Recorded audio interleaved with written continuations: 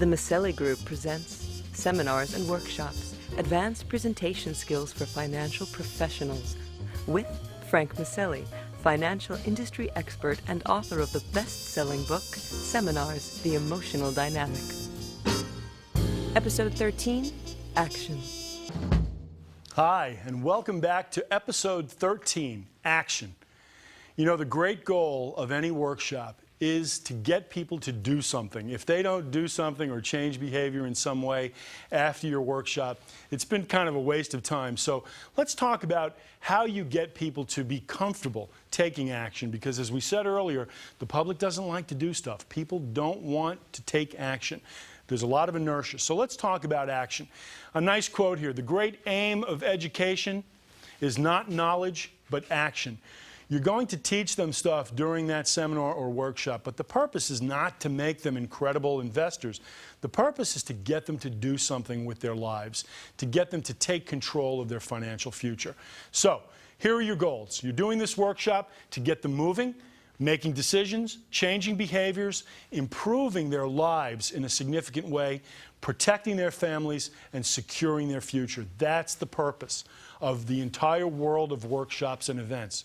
Without this, there's nothing, okay? You'll notice nowhere in here did it say to sell a product. I'm not interested in selling a product. Selling a product is the furthest thing from my mind when I'm doing a workshop. Remember, the only product is you. So these are the actions. What are the barriers to action? The first barrier is ignorance. They don't know what to do. You're going to make all the ignorance go away. You're going to show them specific steps they can take to take action.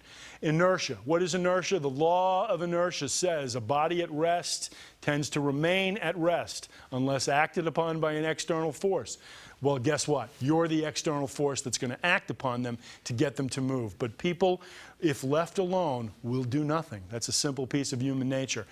Fear is a tremendous barrier to action these days, because people would rather do nothing than to look stupid. People would rather stay with what they're doing, which in many cases is nothing, than to make a significant mistake.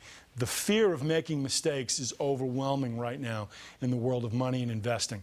Confusion. What do I do? I've got several different advisors telling me things to do. I listen to Kramer, I listen to Susie Orman, I listen to Kudlow. I'm hearing different things from a lot of different people. I don't know what to do. I mean, I know that there are action steps to take. It's not ignorance, but it's massive confusion. And by the way, the media exists to perpetuate this confusion. I think you understand that. I mean, you watch CNBC, you get 100 smart people on there, and they'll each tell you something different. And the media loves that because it keeps me tuned in. Mistrust.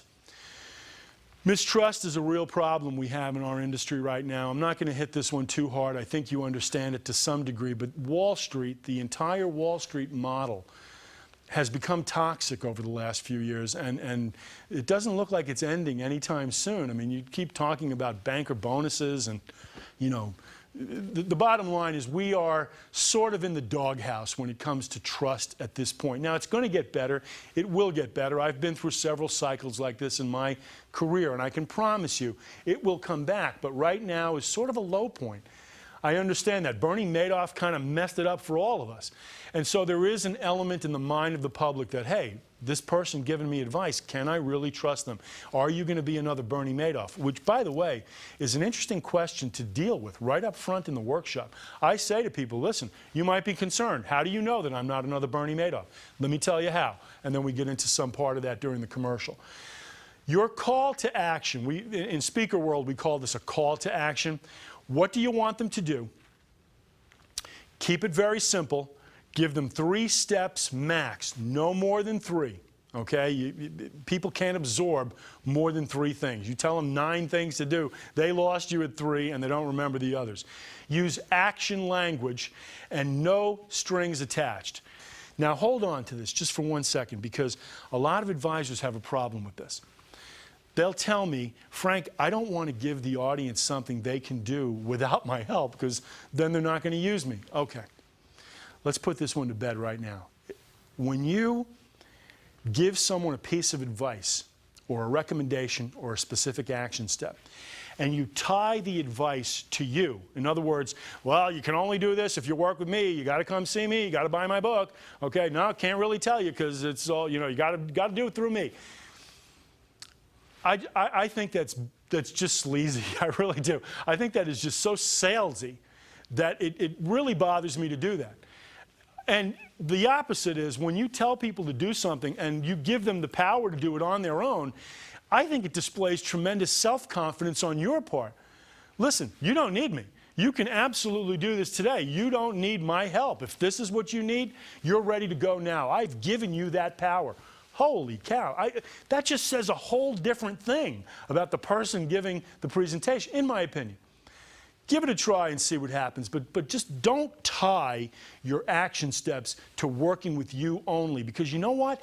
In their hearts and in their heads, they know that they can get this advice someplace else. You didn't tell them anything that was so rocket science that they couldn't get it someplace else. You're not that special, so give it to them, let them have it on their own, give them the power to do it. Simple, no strings attached, displays confidence. But the third step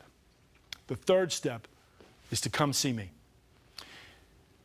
And I like to keep that always as the third step. Two things, do this. Third step, come see me.